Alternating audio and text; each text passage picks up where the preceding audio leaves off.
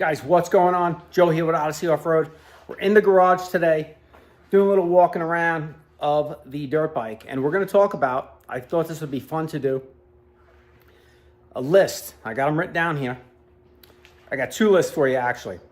So the list we're going to spend the most time on is my favorite bike I've owned out of the 7 bikes I've had so far on the channel. I get this question a lot, not this specific question, but I get asked all the time in my dirt bike videos, oh, do you like this bike more than, you know, the TE250 you had? Or do you like this better than the WR? Or did you like the WR better than the X-Trainer? Stuff like that. So I figured, let me do a video where I talk about all 7 bikes I had, and I'm gonna run them in order from my least favorite bike to my favorite bike. The favorite bike last. And then at the end, for a little bonus, I'll do a list of the most fun dirt bikes of all of them. If out of all 7, which was the most fun? More fun to least fun. We'll do that. So that'll be fun. Let's turn around, walk around the X Pro we got here, and then I'll pop up some images of the previous bikes as we talk about them on the screen. So let's get to it.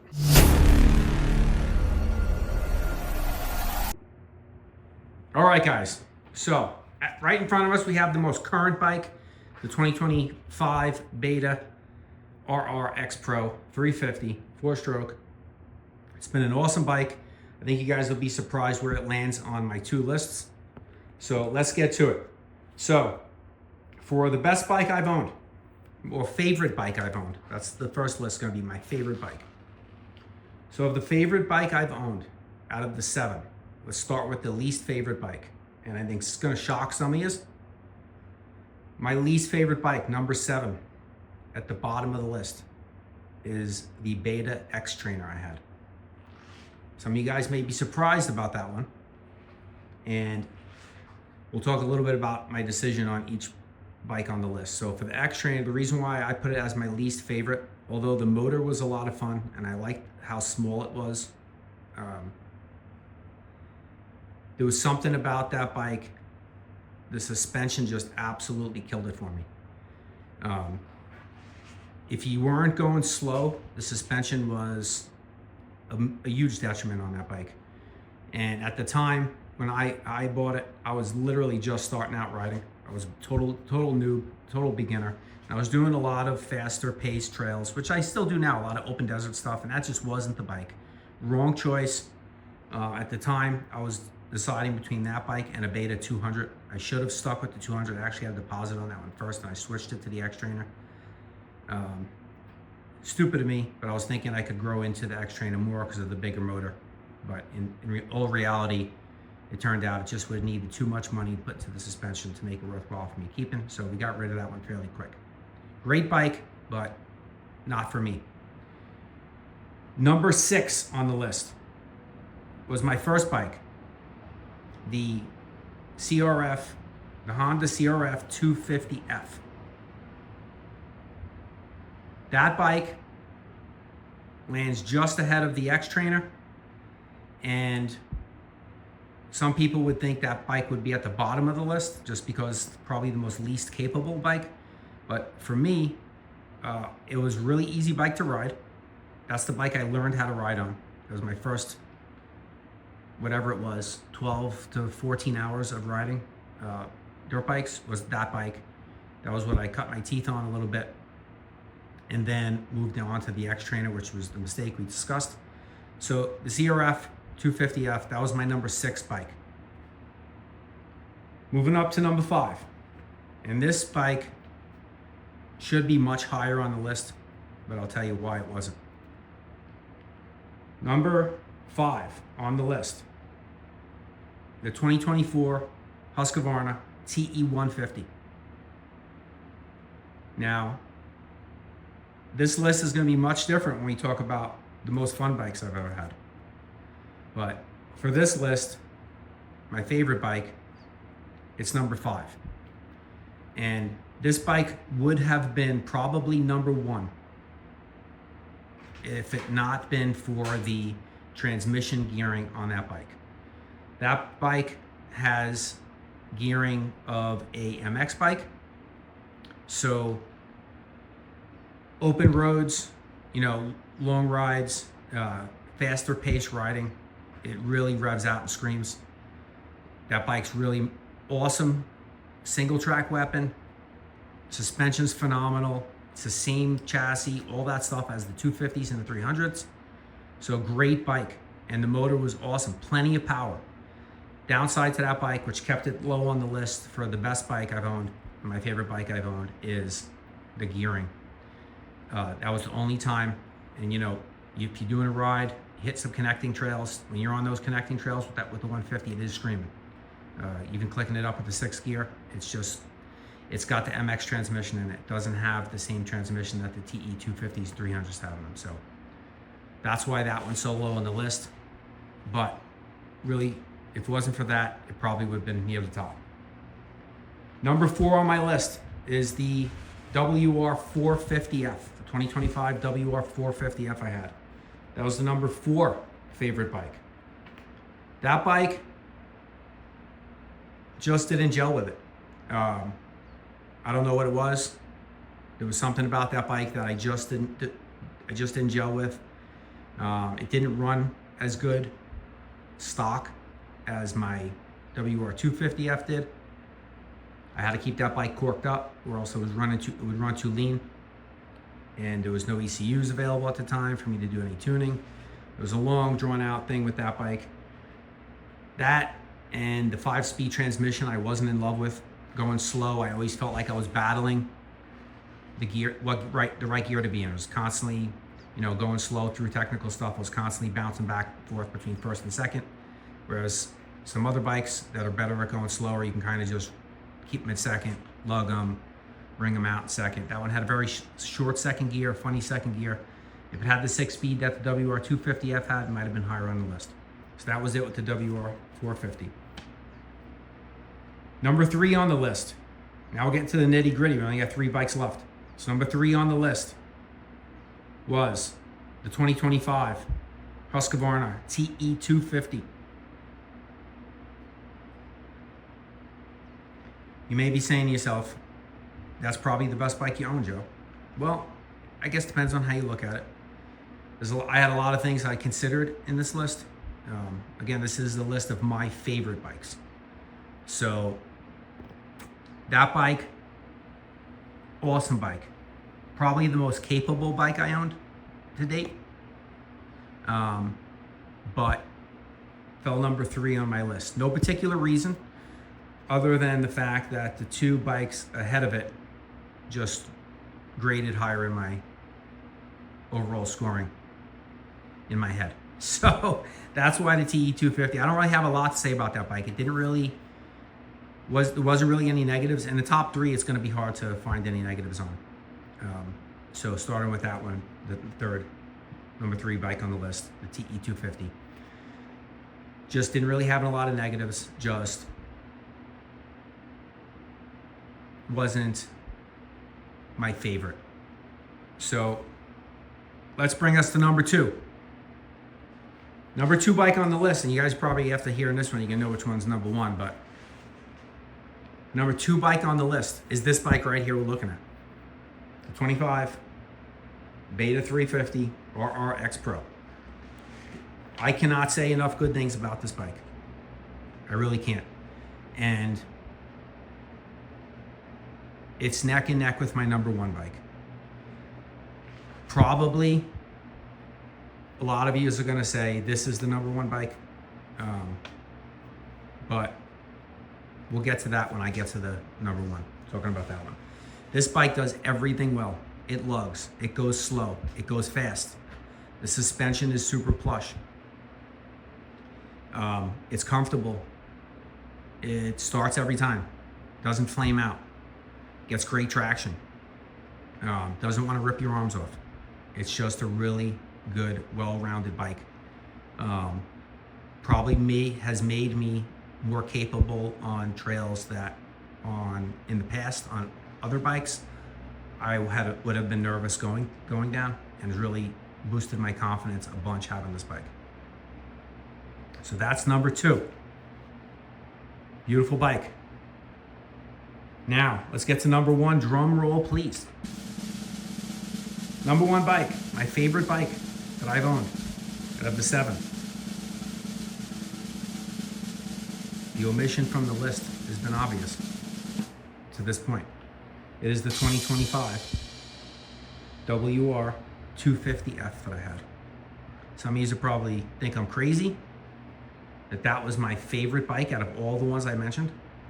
And then other of you are going to say, yep, that's the best one. You're going to agree with me. And that bike, for probably a bunch of reasons that don't make any sense, is the reason why I chose that as my favorite bike that I've owned. And I say that because this bike in front of me here is probably the most capable. It's probably more capable than that WR250F, especially in more technical terrain. But there was something about that 250 WR that I just gelled with that bike really, really good. At the time I got that bike, I had started out on the CRF 250F. Then I went to the X-Trainer. I had neither of those bikes that long. And then I just, went for broke and I bought the WR, not really knowing how it was going to be. It was going to be too stiff, too fast, too whatever for me in my experience. And I really wasn't that experienced at that time. I had maybe a total of 20 hours riding a dirt bike when I bought that. And then I put the most seat time on that bike, on that WR 250, that I have on any of the bikes I've owned so far. I put almost 40 hours on that bike before I sold it. And that was the one and only bike that I sold. Well, I shouldn't say that, but that bike gives me the biggest regrets selling to this day. I kicked myself in the butt selling it. And the only reason I sold the bike is at the time I wanted to do a 2-stroke and a 4-stroke on the channel. I bought the TE250. I had them both. And then there was some financial opportunities to put some money somewhere. And so I had to sell one of them. And the TE250 was the newest one. So I said, well, I'll just keep that and I'll sell the WR. You can always get another one. And that I kicked myself. When that bike was loaded in the truck for the gentleman, Jim, that bought it and was driving away in the neighborhood, I came damn near close to shedding a tear. I really loved that bike. I gelled with it. It was awesome. It was a great bike. And I put a lot of hours on it. I had a lot of awesome solo rides. I had Fridays off on my schedule at that time, so I would go out and it was fall, winter, spring when I had the bike. So I would go out every Friday on the bike. That was like my Friday thing. I took it up north, rode a little bit in the Phoenix area with Scott, did a little bit of single track. And I just rode that bike really, really well. It had a beautiful 6-speed transmission. I really liked the way it was. I had G2 throttle tamer on it, and you could ride that bike up a gear a little bit. I had it uncorked without the competition ECU, and it just ran absolutely flawless. That bike was tuned dead on, spot on, perfect from the factory. So I just gelled really well with the bike. It was a great bike, reliable, never had a single hiccup, didn't flame out. Only downside to that bike, I think, is a little bit stiff on the suspension. In hindsight, if I would have kept that bike, my plan was take that suspension off, send it in for revalve, and lower the bike a half an inch or an inch, and that bike would have been perfect for me. I had the soft gut seat on it. It was really, really nice. Love that bike. I would buy that bike again today. If somebody said to me, if I had no dirt bike in this garage, and that bike was available at my local dealer at Cochise Motorsports, they had another one, WR250F. I'd be hard pressed not to buy it again. And I would have bought it again when I bought my WR450F. I was actually looking to get another WR250F because I missed it. And I bought the WR450F because there was no 250Fs available. They had the 450F, and I said, I'm gonna give it a shot. And I kind of regretted that decision. It didn't work out the way I hoped.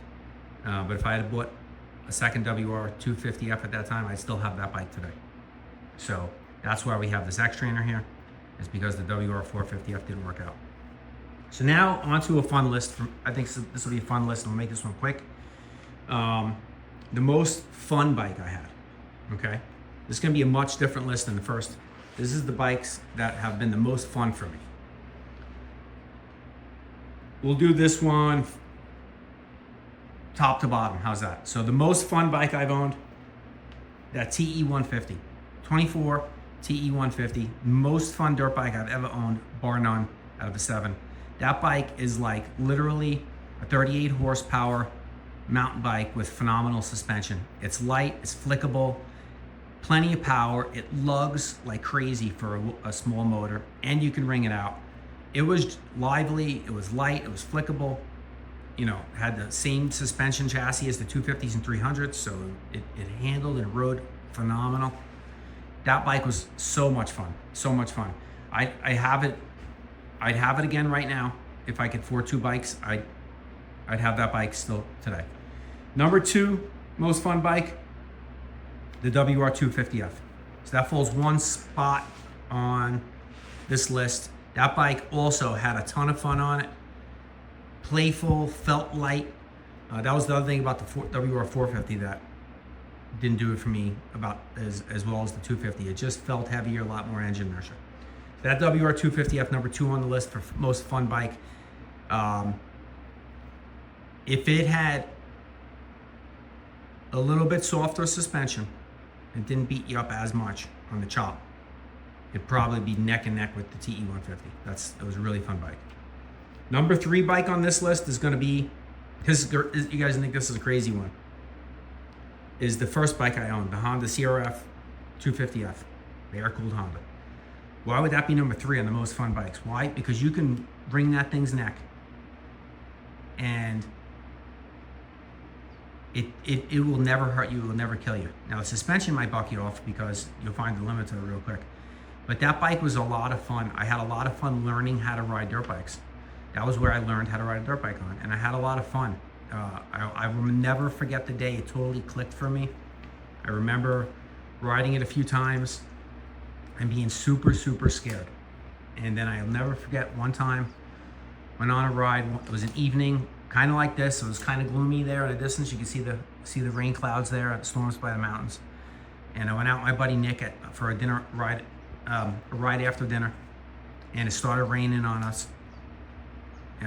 And we were just having the time of our lives, laughing. It was just crazy. It started raining. We were far out from the truck, and we were just having such a good time. And it just clicked for me that night.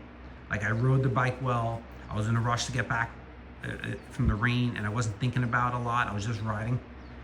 And I remember getting home and being like, man, something just clicked then. And so that bike will forever be embedded in my brain as that night, that memory, riding dirt bikes, when it all kind of clicked for me, and when I realized this is a lot of fun and I really want to continue riding dirt bikes. So that's my little story on that one. Number 4 most fun bike was the X Trainer. Even though suspension was a detriment and it kept it close to the bottom kept it at the bottom of the first list, it was very light and the motor was super fun. So like if you were in like slower stuff, just kind of be bopping around, it was a lot of fun. It just was a detriment when you got going faster. So that was definitely a fun bike. That's number 4 on the list. Number 5 on the list was the TE 250. And again, kind of like the first list, I don't have a lot to say about it. The bikes that fall in the middle here are kind of just like, they're not bad, not good. So it was fun. Probably as fun as the 150, but I didn't have as much experience then. But not quite as fun as the 150 because it wasn't as light and flickable, and the motor wasn't as playful as the 150. So that's the number 5 bike. Number 6, the WR450F. Just didn't have a lot of fun a lot of times on that bike. There was times I rode that bike and I just was like, came home and was like, man, I wish this was the WR250, it just didn't do it for me. And then the least fun bike on the list, which is, you guys are gonna think is crazy because it's the one right in front of me. And the reason why this would be the least fun bike on the list is because it just does everything so well. It is a little bit heavy feeling. I don't think it feels as light as the X Trainer, the 150, and the WR250. I don't think it feels as light and playful as those bikes, but it doesn't want to kill you. You can kind of beat on it without feeling like it's going to throw you off. suspension's soft, it's compliant, it gets traction everywhere. There's nothing that, like, it doesn't exude excitement, I guess probably because it's so capable and I'm not riding it to its capabilities, if that makes any sense. I don't know if that makes sense to you guys, but I just don't ride it and it doesn't make me giggle, you know? The other bikes at the top of the list, again, this is the fun list. So the other bikes at the top of this list just made you laugh, made you giggle when you rode them. They were fun. You know, the top two, the TE150 and WR250F. They would make you laugh when you rode them. You get a chuckle out of them. You know, the 250 WR, just, you can ring it out. The motor would spool up real fast. And it wasn't so much power it would hurt you. Same thing with the TE150. They were very similar in that way. When I rode the TE150, sounds crazy, 150 two-stroke to that WR250 four-stroke, but the TE150, I think I even said it on my ride review of it. It reminded me a lot of that WR250F. So those were my most fun bikes. This is my least fun bike, only because it's so good it's boring, if that makes any sense to you. So crazy lists. I know some of you guys are going to disagree, but they're my lists. You guys all have your own list, I'm sure, of bikes you've owned and your favorites. And if you told them to your friends, they would probably tell you, "Oh, you're crazy. That other bike you had was better." But, you know, in your heart and in your soul, there's certain bikes you just gel with and you connect. And you ride better than others, even if it doesn't make sense, you know, and you shouldn't. So, and it also depends on, you know, the experience at the time of riding. For me, particularly, I'm a fairly new rider still. I've only been riding dirt bikes for a little over 2 years. So of the 7 bikes I've had, which is crazy, 7 bikes in 2 years. And who knows, we may have an 8th one soon. I don't know. Might be a repeat of the ones on the list. What do you think about that? I don't know. I've done crazier things, right, guys? So that's the list. Hope you guys enjoyed. Wanted to share that with you. Thought it'd be a fun little video. And this is Joe at Odyssey Off-Road. Check out the links in the video description. Help support your boy. Got merch, shirts, coffee mugs, sweatshirts. Not that you need sweatshirts this time of year. Probably the last thing you're thinking of. But all kinds of goodies there. You just get stickers if you want. It helps support the channel. I wouldn't be able to do this, make these videos and the content for you guys if it wasn't for all you guys supporting me. And that's another thing that leads me about the WR250F. One of the reasons it was my favorite bike is my channel really blew up when I got that WR250F, like drastically in subscribers. A lot of you guys have started subscribing to me. And maybe some of you unsubscribed when I got rid of it, but a lot of people subscribed to my channel when I got the WR250F. There was really nobody on YouTube making content on the newly introduced 25 WRs at the time, in the US anyway. So when I got that, channel really blew up. So that's another reason why it was my favorite bike, is because of what it contributed to the channel, not only my riding and me enjoying riding it, but also contributed a lot to this channel. So I want to keep rambling, but that's it. Hope you guys enjoyed the video. It's Joe at Odyssey Off-Road. Subscribe if you haven't. I don't know what you're waiting for. Catch you on the next one.